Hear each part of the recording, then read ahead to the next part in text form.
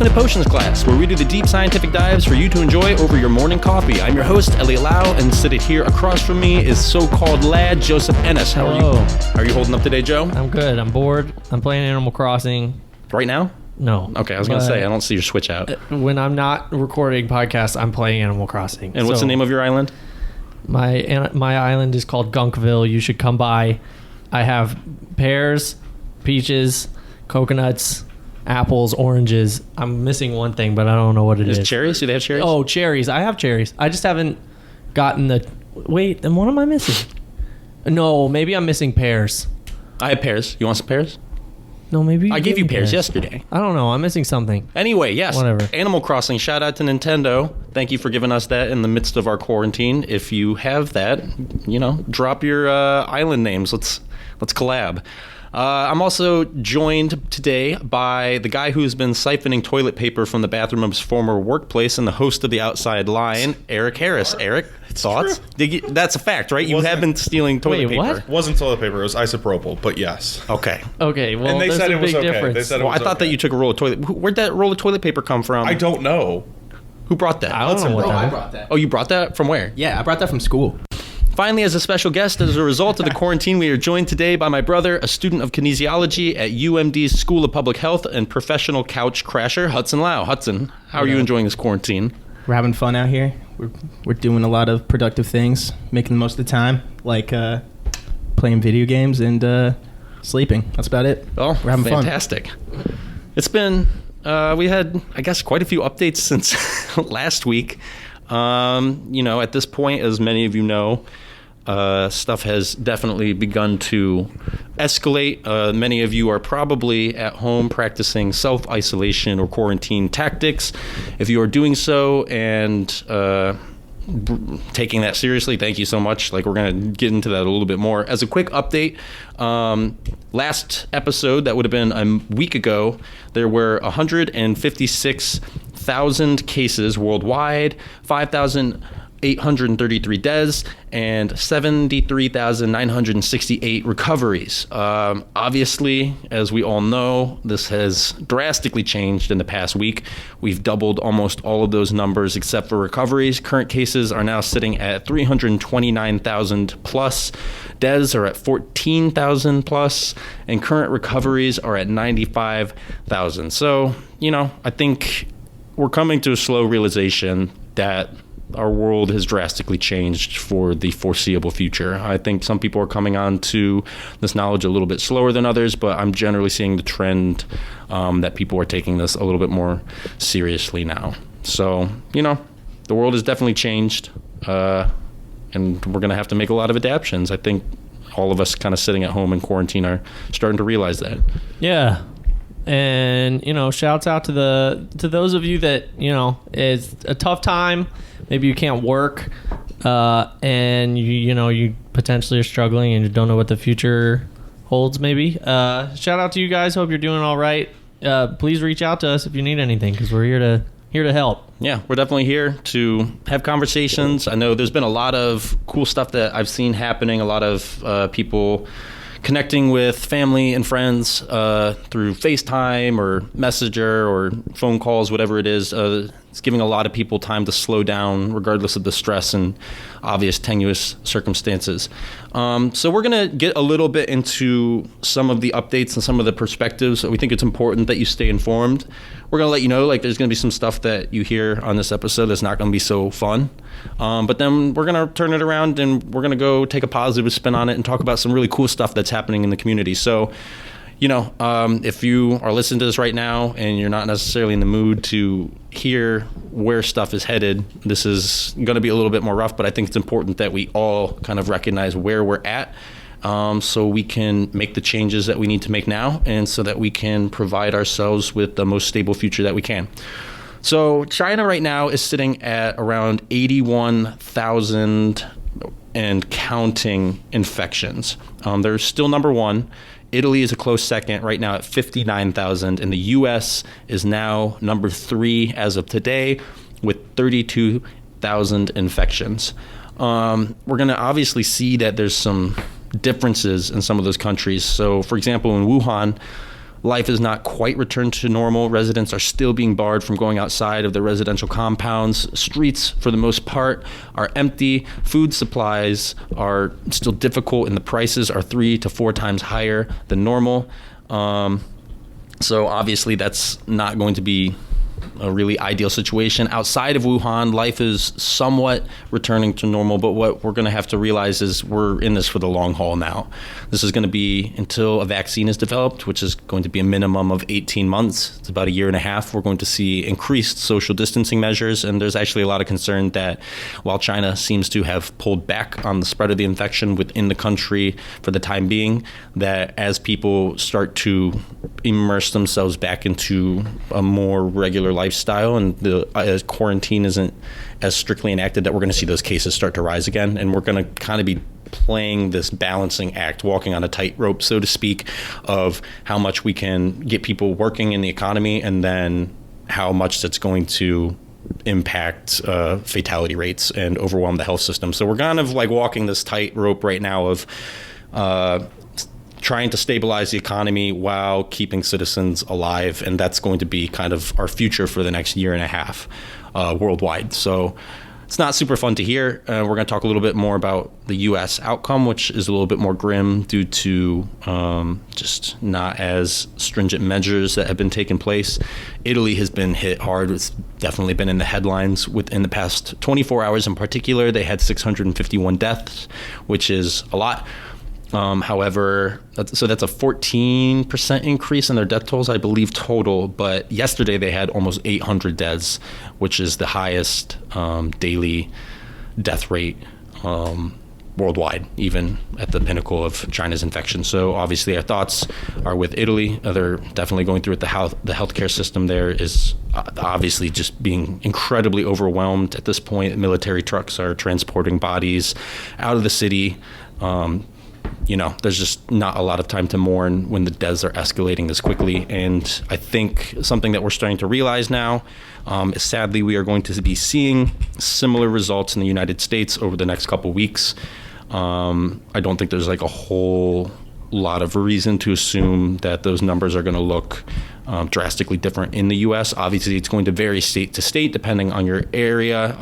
Parts of California being hit hard, Florida being hit hard. Ohio just announced today that they're locking down the state, and I know Maryland has been doing a lot to shut down public functions, stuff like that. DC will probably follow suit just due to their high population density and locking down very soon, and New York being the obvious pinnacle of the infection rate within the U.S. It's the epicenter of the contagion. Bill de Blasio, who's the mayor of New York, called the situation the greatest crisis since the Great Depression and warned hospitals that they would be overwhelmed within 10 days. So obviously this is not fun stuff to hear, but this is the reality that we are at. And honestly, it kind of comes as a consequence to people not taking this very seriously. And we've been saying on the show, please, if you are continuing to go outside, if you're continuing to go to beaches, if you're continuing to meet in bars and congregate where they haven't been shut down, realize that you are making this problem so much worse. And we're going to kind of see the results of those actions in the coming days. And I think it's going to be a sobering wake-up call to us. And moving forward, we're just going to have to do better. Senator Rand Paul today tested positive for the coronavirus. He's the first senator to test positive. Moving forward, we're trying to wrap up through some of this darker stuff, but obviously it's important that everyone is on the same page here. There's clearly a miscommunication between a lot of people. I'm still getting in discussions with people, getting a lot of pushback from certain friends and acquaintances saying that this isn't a big deal, it's going to blow over in a few weeks. I think people are slowly coming to the realization that this is a game changer. Our world has changed, that this is going to be the public health crisis of our generation. Hopefully we never see anything this bad. This is not the flu. This will radically change the way that the world works for the foreseeable future. Not even that. I feel like it's going to be more diplomatically and economically devastating than 9/11 or even Pearl Harbor. Oh, absolutely. So, this is going to be far revolutionary. This will be in history books, and I think people are slowly starting to come around. It's much like stages of grief where you have those days and those periods of denial. Often, I think a lot of people tend to be kind of in that situation where we keep waking up every day being like, well, it should turn back around at some point here. It's not turning back around. Well, we haven't seen it get bad yet. So we haven't. And there's I think the 2 weeks where we can see that other countries are struggling, but until it really hits us, people are going to continue to and there's that mentality that everyone has of, well, it's not going to be me, it's not going to be me, it's not going to be me. Well, wake up, it will be us. Wait a week and a half, less than that. We'll be in national lockdown before we know it. Hopefully, because I think that's what it's going to take in order to combat some of these incredibly drastic. Yeah, and I mean, if you're quarantined already and you're working from home and all that, a national lockdown really isn't going to change your day-to-day. It's going to be more so you can't go out for jogs or go walking anymore. It's going to be you have to go to the grocery store or the gas station and go home. But if you're just sitting at home like we are... And there's a lot of people out there right now who are taking this very seriously. And if you are, and you're one of the people out there encouraging friends and families not to congregate, not to gather in mass groups, not to be taking unnecessary risks, thank you so much. Obviously, it's very important. And, be on the right side of history on this one, I think, is the important thing.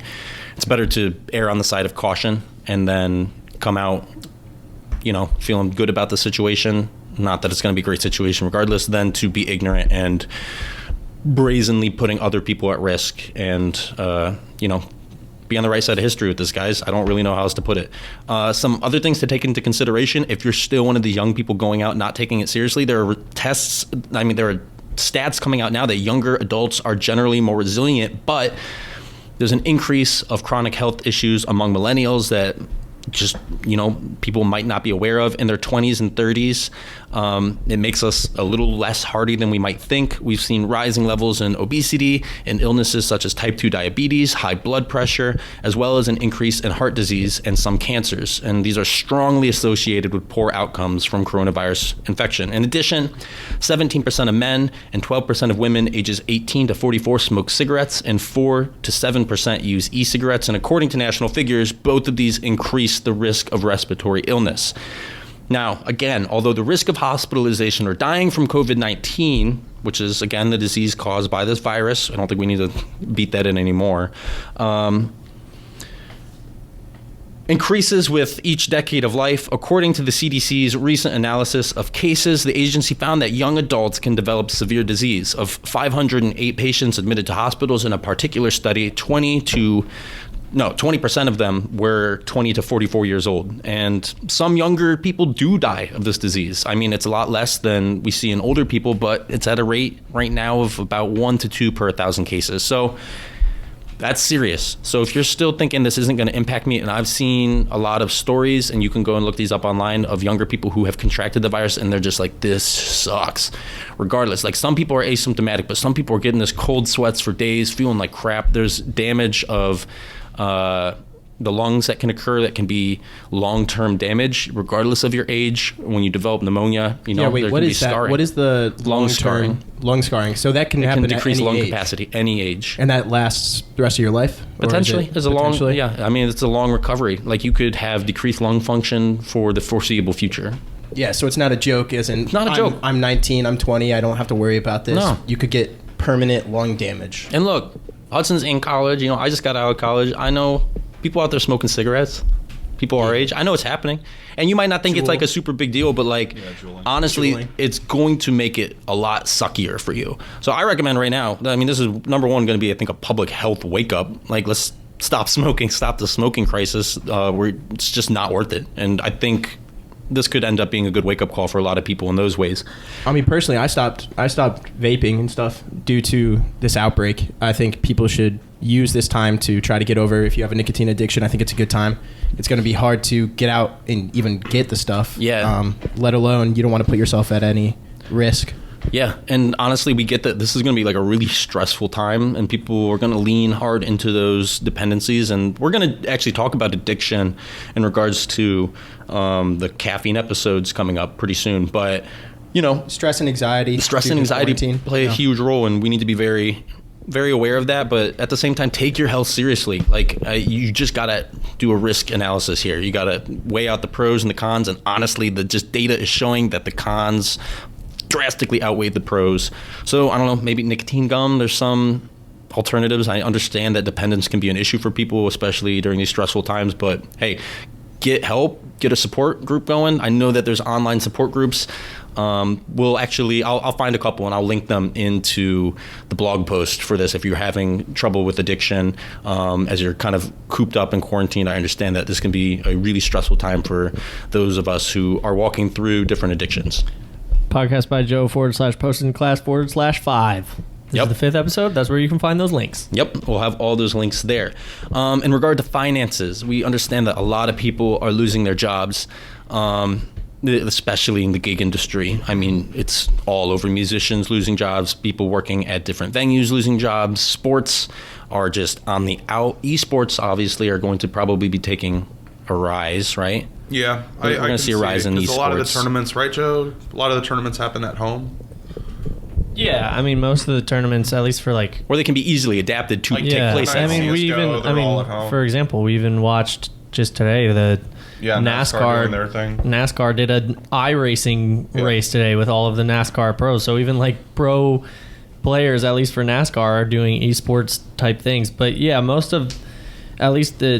esports can have are from the people's homes as of now, unless it's a big tournament, and there haven't been. So they could probably do it at home anyway. And they could do that. Yeah, they probably could. They could set up something through VPNs or whatever. In regards to finances, again, we understand a lot of people are losing their jobs. There's some last-minute fighting that occurred among lawmakers over details for this $1 trillion economic stabilization package, which is meant to aid family and businesses devastated by this coronavirus pandemic. So essentially, today, the Republican-controlled Senate pushed ahead towards the vote on the package without receiving a formal compromise from the Democrats. What they're saying now is that they're definitely going to be taking the vote tomorrow. That's what Mitch McConnell said. At some point, they just need to make a decision because obviously the economy is being severely impacted. People don't have the ability to make rent, and particularly among the millennial generation, there's crushing college debt on top of low income, on top of a lack of health insurance, on top of debt. So particularly among that age group, and then I'd say people around our age, coming out of college, there's a general tendency to be very financially stressed, so it's going to be important. Democrats have voiced concerns that the bill does not contain enough barriers to prevent industries from laying off their workforces after receiving federal funds. And so what they're doing and why this is causing a lot of disagreement is that they're pushing to give grants instead of loans to airlines. If you make less than $75,000 a year, you probably will get around $1,000. If you have kids, you'll get more. It's based on your income. 2018 tax returns. Yeah. If you make between $75,000 and $100,000, it starts. They start lowering the amount you get, and then once you hit $100,000, I don't think you get anything. If you file for joint. If you file joint, and then the number goes up to $150, so like you have a spouse, it's like $600. So under 75,000 is what? $1,000 to $1,200. I forget what the actual number is. No, well, they haven't settled on a number yet. That's what they're trying to figure it out. But they said on average, families of 4 will get $3,000. Wrapping up this sad section before we start going into some cool stuff that we've been seeing happening, we're going to lay out for you 2 different scenarios. And these are numbers that have been crunched by epidemiologists and people who work with the statistics around emerging infectious diseases. So we're going to give you 2 different scenarios. One of them is kind of a best case scenario. We've already dropped the ball pretty hard. And again, this is going to be kind of sucky to hear, but this is just the reality of where we find ourselves now. But the situation that we could find ourselves in if people do not start taking this much more seriously is going to be drastically worse. So we're going to kind of like lay out 2 pictures here for you. So here's the grimmest version of life a year from now. More than 2 million Americans have died from the new coronavirus. Almost all mourned without funerals. Countless others have died because the hospitals are too overwhelmed to adequately deal with heart attacks, asthma, and diabetic crises. The economy has cratered into a depression, for fiscal and monetary policy are ineffective when people fear going out. Businesses are closed, and tens of millions of people are unemployed. A vaccine will still feel far off because, again, this is going to be about 18 18 months until we see a vaccine. Immunity among those who have recovered proves fleeting, and the coronavirus has joined the seasonal flu as a reoccurring peril. So again, there's a couple things to take into consideration here. This is a worst case scenario. This is if the summer months don't end up providing some sort of reprise from the coronavirus like the flu. So, for example, we see a decrease in infections over the summer months, but then the flu does come back in the fall. So we're expecting to see a couple waves of this. We're also hoping and taking into account that usually when viruses evolve, they don't tend to get horrible like they do in contagion. So we're hoping that if it does evolve, it actually makes it less infectious, that it somehow isn't as serious. So that's another hope that we're taking into consideration with this. But this is going to be what life looks like a year from now if we do not take this seriously. Here's an alternative scenario for March of 2021. Life has largely returned to normal by the late summer of 2020. The economy has rebounded strongly. The United States used a sharp, short stock in the spring of 2020 to break the cycle of transmission, taking drastic measures. Warm weather has reduced new infections and provided a summer respite for the Northern Hemisphere. By the second wave in the fall, mutations had not proved to be incredibly drastic in increasing infection and death rates. Many people were immune, and drugs were shown effective in treating it and even in reducing infections. Thousands of Americans have died, mostly people in their 80s and 90s and those with respiratory conditions and underlying conditions. But by February of 2021, vaccinations will be introduced worldwide and the virus will be conquered. That's the best case scenario. And what is that based on? Where are you? So, like, what information are you hearing that is leading you to that? So Dr. Neil M. Ferguson, a British epidemiologist who's regarded as one of the best disease modelers in the world, produced this sophisticated model with the worst case of 2.2 million deaths in the U.S. So that's where we're pulling those numbers. When they asked him how many best case scenario is going to be, that first scenario the second scenario that we talked about, it's about 1.1 million deaths still. So at this point, regardless of what actions we take, we're looking probably in the U.S. at around 1.1 million deaths. And that's kind of like the part where it's like, yeah, this is a lot. And people, I think, are slowly starting to wake up and realize that we dropped the ball pretty hard, and compared to countries like Singapore, who have cranked down a lot on... In Korea. Yep, South Korea. We've kind of passed the window of having an incredibly optimistic outcome, but there are still things that we can be doing now in order to reduce, have it skew more towards 1.1 million and away from 2.2 million deaths. So there's things we can be doing. So wait, after the quarantine ends, best case scenario happens, what's going to stop it just happening again? So let's say we get best case scenario, quarantine goes well, cases go down a little bit, people start going out again. What would stop it from just coming back and wreaking havoc? So that is why the deaths are so high. That's why I said we're going to be walking this fine line. It's going to be kind of a tightrope walk of how much do we engage in normal life, and then how much stress can our healthcare systems take? Because a lot of these deaths and these increased number of deaths happen because it's not just people with COVID-19 that need hospitals. Yeah. But when all of the hospital resources are taken up with COVID-19 patients and people are overflowing these ICUs, especially in the fall. Especially in like the next couple weeks. Yeah. Life will not look. That's why I keep saying the world has changed. Life will not look same for the next year and a half. It's just not. So regardless of how well this quarantine works, we're going to continue to need to do social distancing. People are going to be way more aware of their proximity to people. They're going to be way more aware of the air that they're breathing, potentially wearing masks a lot more. You're going to be way more wary about people who you don't know where they've been and what they've been doing. So it's going to be a change of pace. And I think it'll be, in some ways, eye-opening to see exactly how dangerous this kind of thing can be. And it's going to definitely change people's perspectives a lot. So we'll slowly be introducing normal life following this quarantine. Do you think we'll introduce like different aspects slowly? So like these certain people will go back to work before these other people, these schools will open before these schools, slowly get people back out into the public? Yeah, so I think kind of what we're seeing now is that we've made a mistake, or we just haven't done the best that we could do. And since this has an incubation period of 2 weeks, the results that we see happen a lot longer away from the actions that we take than, say, for something like the flu. So if we make a bad decision, we're not going to see the results for 2 weeks. I think what they're saying now is we have made bad decisions. We've spring break. Yeah, shout out to you, Daytona. Shout out to Hudson for being one of the good ones and not going. Michael Gabrith, you suck. Hope you had fun in Mexico with Corona, bro. So, like you were saying, I think be prepared to see a lot of stuff go down in the next couple weeks, and then we're going to reevaluate from there. I think we're just trying to enact like people taking this seriously so we can deal with the fallout of what's come from the bad choices that we made, and then we need to start deciding as a country, okay, how do we start implementing people back in, people who recover, people who develop immunity? How do we start managing this mess? So those conversations need to start now. And I think they're very important. Some particular things that I've been thinking, and I'm in a couple different chats with different scientists or different coworkers.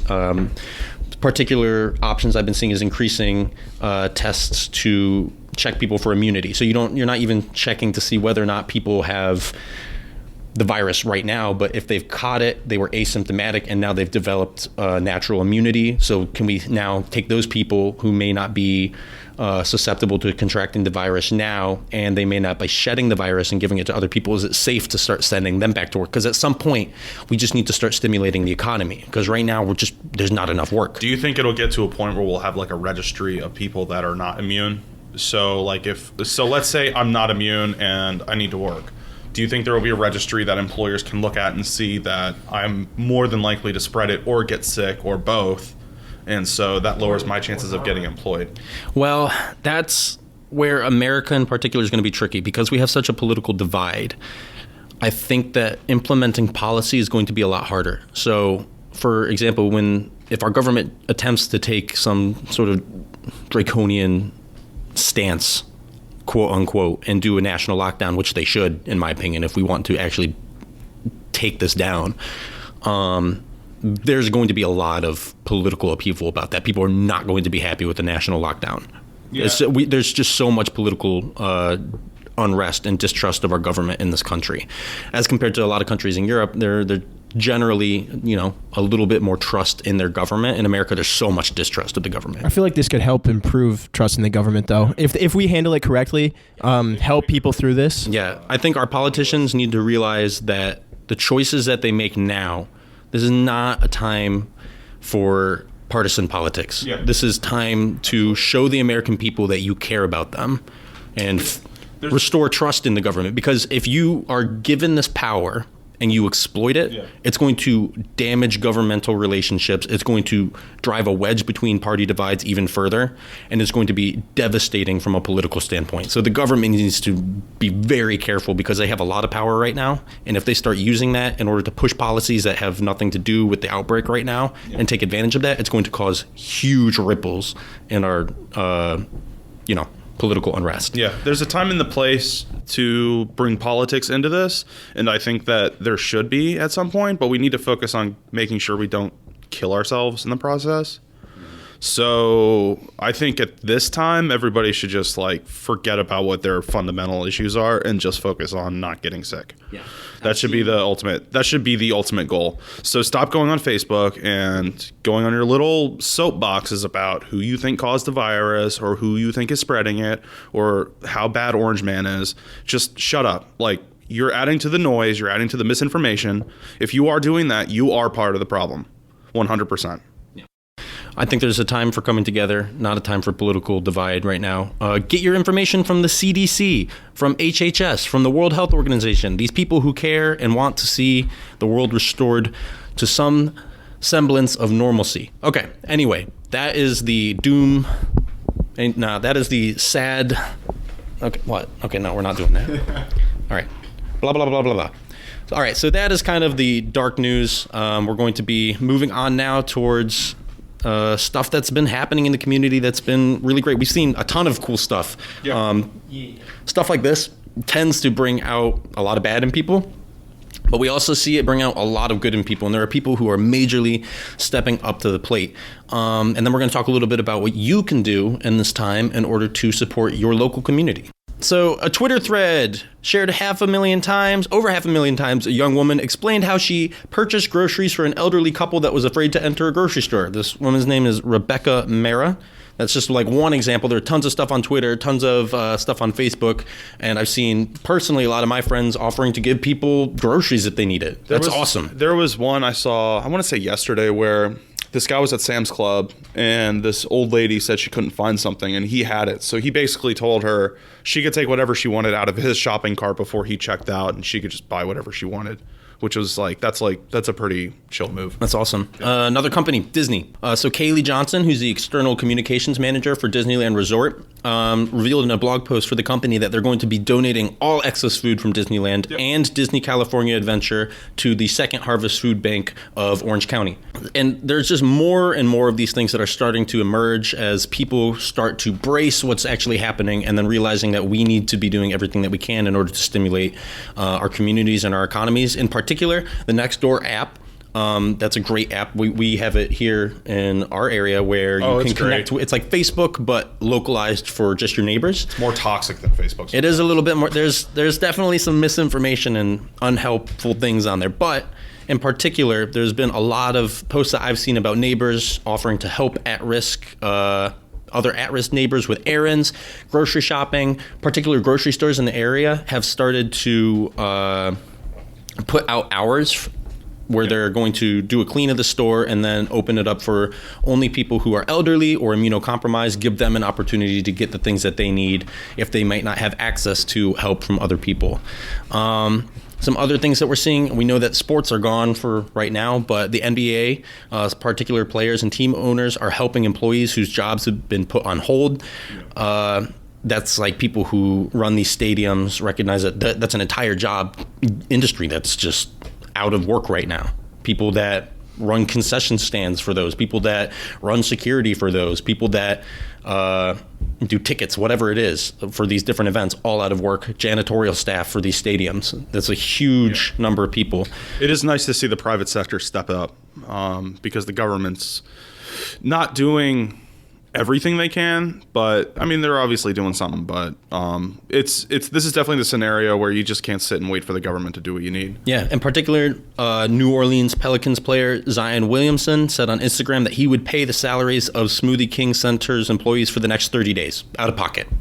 Amazing. A lot of players have been doing that. It's awesome. Blake Griffin from Pistons, he said that he's donating $100,000 to the Little Caesars Arena staff, so everyone that works there. Kevin Love, $100,000 to help with the Cleveland Cavaliers arena staff.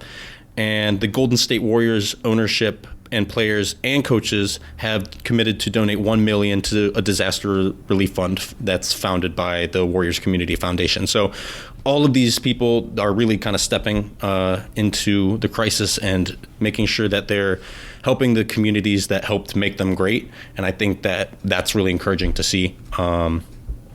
There's a lot of stuff that's happening like this. Another smaller story, a subscriber to the Seattle Times sent her local newspaper reporters pizzas because, they're still out there giving the news. And so people just stepping up being like, hey, I can make a small difference. I'm not working right now, but I can do something. Maybe I have an extra $50-$60. I can just provide people with a lunch who are working really hard. And side note, shout out to the journalists that are putting themselves in this situation. Like I know BuzzFeed's, they have an investigative reporter that literally gave himself corona by just going to the zones and to report on what's going on. And now he's just basically highlighting the symptoms that he's experiencing. And that's some.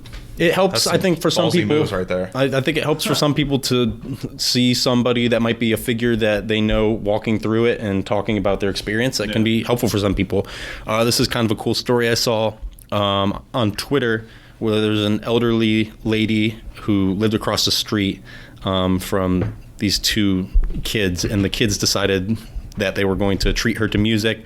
So there are two kids who both play the cello, so they went out on their front porch and the lady sat on her porch and they did a little mini concert for her. It's little acts of kindness like this that's going to get us all through also the next year and a half. Pollution's going down. I think somebody said in Sicily the water is clear again. It's like Venice. Or Venice. Yeah.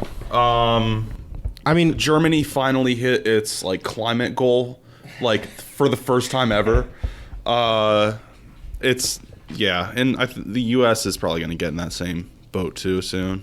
Yeah, we're going to start seeing stuff change over the next couple weeks. And as dark as things get, remember that there are positives. And I think something that I've had to do for myself in particular, and a little tip perhaps to some of our listeners, is it gets super tempting to just hit that refresh button on Twitter, hit that refresh button on Facebook.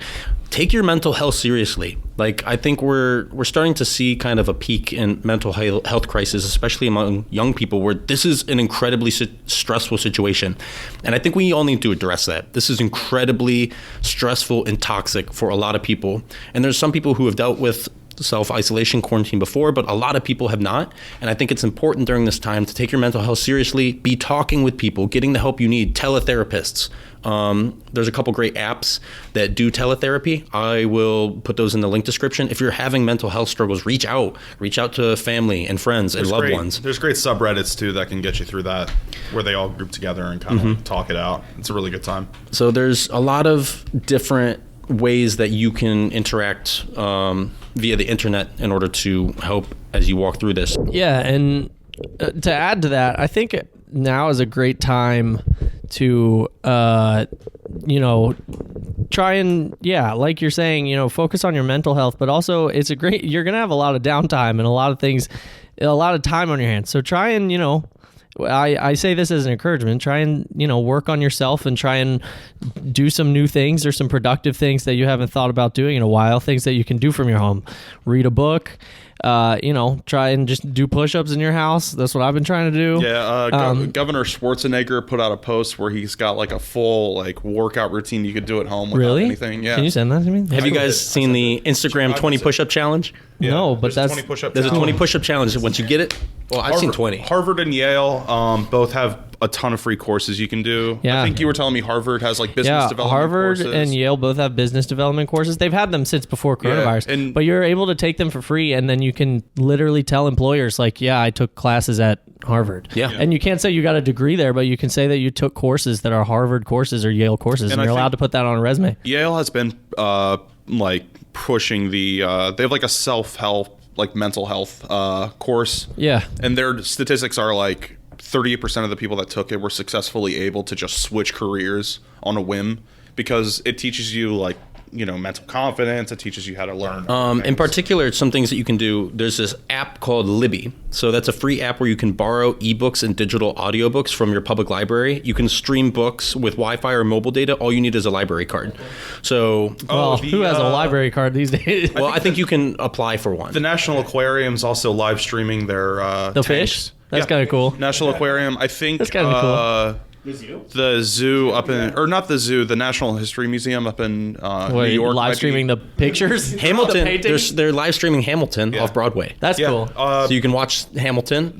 There's a ton of artists that are putting out. Ellie Goulding just did a concert on Facebook. Dead Mouse is planning one. A lot of movies are coming straight to VOD. So Invisible Man, Frozen 2, Wonder Woman is supposedly going to be potentially one of them. Soundstage in Baltimore. They're starting this thing, and what they're doing is that they're, instead of having concerts, they're opening up their audio and video capabilities to artists who want to put on shows, and they're streaming them for them, and they can use the stage for their fans. There's just so many cool things like this that we're seeing an emergence of technology. I say this as well, similar to what Elliot's saying.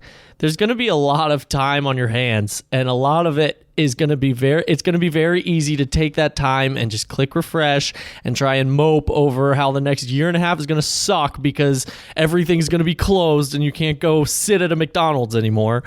You have to take it to go. But, try and find things that you enjoy doing during the day that are productive, that'll kind of take your mind off it. Obviously, remember what's happening and try to stay up to date on some of these sources that Elliot has put in the blog post and these bigger guys. But try and find things that you enjoy doing to make your life happier, because like you're saying, Elliot, it's going to be for at least for another year. And we've been in this for what, a week maybe, and we're already we can't take this anymore. So we're trying to do things here to, distract ourselves. We are walking through this with you. Yeah, we're experiencing Corona too. We're all walking through this, and we are not doing it perfectly. Like, there were days, especially when I was trying to do research for this, I'm just constantly hitting refresh on my phone. Yeah. And I'm just getting stressed. God bless Hudson, man. He's on spring break right now, and he's just chilling here, sleeping on a couch. Like, man, that must suck. But, we're all in this together, and we just got to find things that'll distract us and help us have a good time, but then set a little bit of time aside to just keep up to date. Cool. We're going to, you want to say something you want to say something for your fellow college friends and colleagues who are out there? I think the biggest thing is, at least at the University of Maryland, in the past 24 hours, we've had 4 reports come out, and these are the first reports coming from college kids at University of Maryland. I think the thing that people have to realize is, even though we were at school a week ago and nothing was happening, no one was showing symptoms, there were no confirmed cases at Maryland, a week later, we're starting to see those cases. We've gotten 4 in the past, I think, like 24 or 48 hours, and those are just going to continue to increase. And that's just showing how you may think like none of us have any cases. We're all fine. We can go wherever we want. We can go on spring break. But then a week later, 2 weeks later, you start seeing the effects. And we're just starting to see that from college campuses now. So obviously spring break's wrapping up. The decision has already been made by a lot of younger people in particular to go out and continue to do these things. What would you say to people who have already dropped the ball, didn't take things seriously, continued to, regardless of what people in the nation were saying and warning them against it? Obviously, you don't want people to walk away from this with... They should feel some sort of responsibility, but obviously we have to move on. So what would you say? They have to take it serious now. You dropped the ball once. If you went out, went and partied around and went to bars, you already dropped it once. You don't have to drop it again. I would say the biggest thing, if you went somewhere and you think you might have been susceptible, or you were in big groups of people and you have family at home, I would recommend don't go straight home if you don't have to.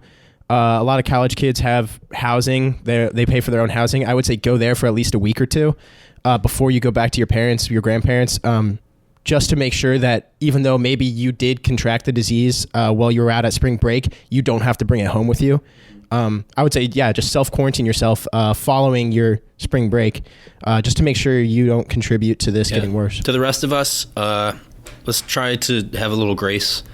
I know it's going to be hard, and I know that a lot of younger people in particular have dropped the ball.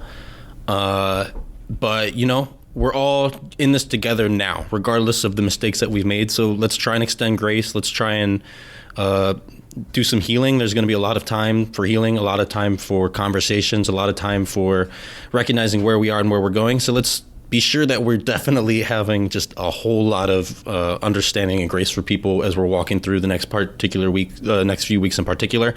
As we're wrapping up, I want to give a shout out to a list of people. If I miss you on this list, you know who you are. And previous to giving this, I'm just going to say, if you're still working and contributing to the health and betterment of people, thank you. If you're healthcare professionals. So we're talking medical workers, EMTs, doctors, grocery store workers, essential business owners, security and building staff. They still have to let people in and out of buildings. Janitors for different buildings, people's apartment complexes. They're still got to take out the trash.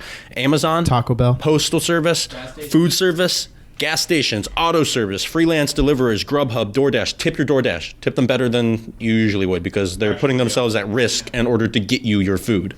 Make sure that you're doing dead drops for foods like that. I've seen tons of teachers online spending time doing online classes with their students, even if classes aren't in session, in order to make sure that the kids are, one, having an environment to interact with some of their peers, and then also keep expanding their knowledge, keep learning. Teletherapists. I've seen tons of live Instagram campaigns in order to raise money for different organizations. Podcasts are still out there cranking out stuff. Music. The music industry, people are still trying to make the best. Nintendo's doing great things. We got Animal Crossing. We got a bunch of cool video games that have come out this month. Sadly, Cyberpunk will not be here in time for the quarantine. But rest assured, once this quarantine ends, actually, it might drop their sales, because nobody's going to want to play video games as soon as this quarantine's over. So maybe Project, what is it, Red Disc? CD Projekt Red. Yeah, CD Projekt Red. I don't know. I'd CD, whatever. Maybe get the game out a little earlier. Could we see a little Little pullback. Play. Oh my I would God. love to play Please. Cyberpunk. Dude, I would pay $10 for like an hour-long demo.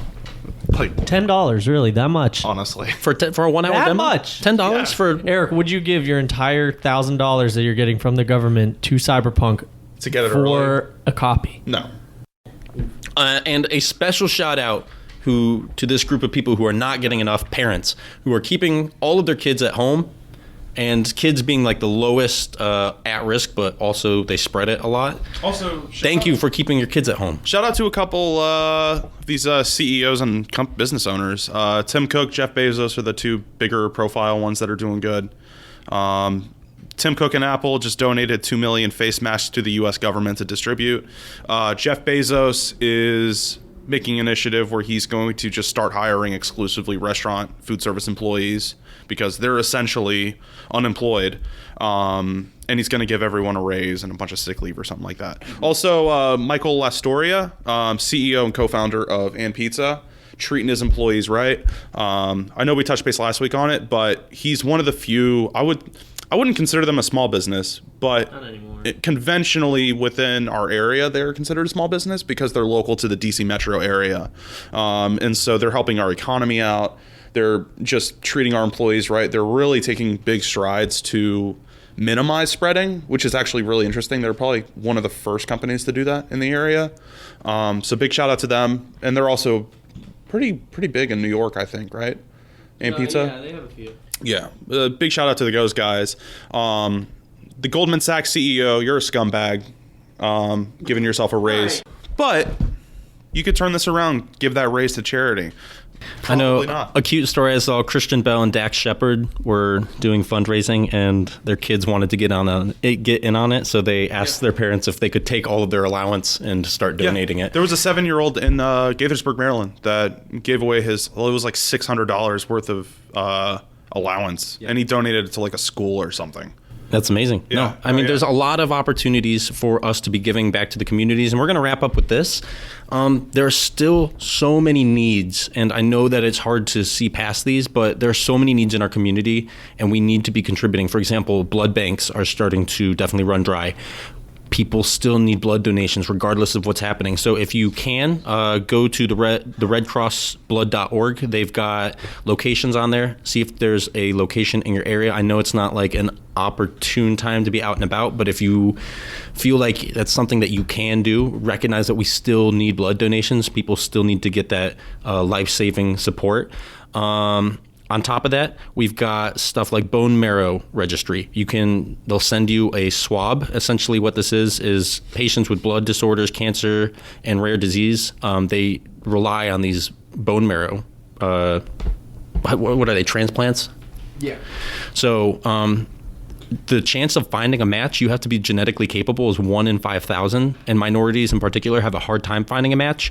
So all you have to do is sign up. They'll send you a swab. You'll do a swab of your mouth, send it in, they'll sequence it, and they can add you to this bank. Hudson, you're a part of this, correct? Yeah, I'm in the system. They just send you a swab, you put it in, send it back, and then they'll contact you if you're a match with somebody in desperate need of a transplant. So it's pretty cool. Shout out to organ It's donors, pretty easy. too. Yeah.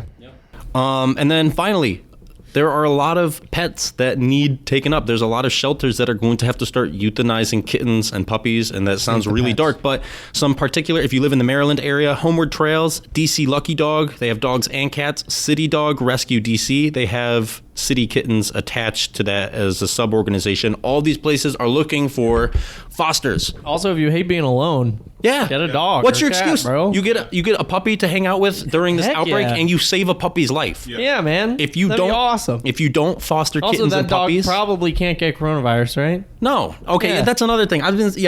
There's no evidence that your pet is going to get coronavirus and then give it to you. There's just no evidence. So stop saying this. There was one report where they saw that a dog had minimal levels of coronavirus exposure. But if you sneeze on a table and then take a swab and then you're like, oh, there's coronavirus. No, there's no relevant studies that have come out. Your pets are not known to be of risk of Also, either catching or giving it. So please adopt. Also, if you want to help the animals, but you don't want to commit to adoption or you don't see yourself in the future keeping the animal, foster. Because a failed foster is a good thing. A failed adoption is a bad thing. Yeah, foster. You just need to take them for just a little, or they're going down. So Save the puppies. it's a win-win. Save the puppies, save the kittens. We're gonna actually throw into the blog post a bunch of donations. Recognize we have huge homeless communities that still exist in a lot of these major cities. These people are at particular risk, particularly as soup kitchens begin to slow down, stuff like that. Those might even be locked down. I haven't actually looked into it a lot, but if you can do anything to donate, if you have the extra money, be urging large corporations to help out where they can as well. We all are in this together, and I think that's something important to recognize. In conclusion, this is going to be a really rough year and a half. There's no way around that. Until we get a vaccine that's healthy and safe and we get that into the hands of everybody, it's going to be a very, very stressful and different time. And we keep saying it, the world has changed, and we need to lean into that really hard, recognize that we're all in this together, and be doing the most that we can to support one another mentally, health-wise, and in any other way that we might need. So take this seriously. I know it's been a little bit of a dark episode, but also some hopeful glimmers of light in there with these different organizations, stuff like that. Anyone else have anything in conclusion? If you like what you heard today, go to podcastbyjoe.com because we can help you start a podcast. You're going to have a lot of downtime, so you might as well work on yourself. Podcasts are fun. I've seen actually a lot of podcasts of people that are just quarantined. There's a new one called Rebecca and John are stuck together or something, and they're just it's like this husband and wife that were like, we're so bored, so we're going to start a podcast. So they started a podcast because of the quarantine. Yeah, and so you should 100%, if you're interested, reach out to me, business, or, if you're just bored at home and want to do something. Yeah, imagine how boring it is to be at home with your spouse for once. God, couldn't be me. Couldn't be. I hate to see it. Only left turns. So, yeah, but anyways, go to podcastbyjoe.com. If you want all the show notes and everything, it's at podcastbyjoe.com/potions class. /5. /5 if you want the specific one. /potions class to see all of them. And starting next episode, we are done with coronavirus. We're done. Well, we're going to update. We're going to do a little update. We'll do 10 and actually, updates. I have a potential guest for next week, just for a little update for 10 minutes. Who is at the beginning? Who I'll is tell it? you later. Oh, it's a just in case secret? it doesn't fall through. It's a secret. Okay. Or just in case it does fall through, but we'll see. Okay. But yeah, just a little update at the beginning. But we're moving on. We're done. We're bored. All you guys are done and bored. We're going to talk about something else. We recognize that this is a sad time, and it's just going to continue to be sad. So we are moving on to caffeine for our next series. Yeah, and it's we're gonna be getting fantastic. positive here. You're going to be drinking a lot of coffee. You might as well know That's honestly what why it's we doing do to your a lot. body. And you're going to learn a couple history lessons as well. So, all right, thank you for listening. Tune in next time.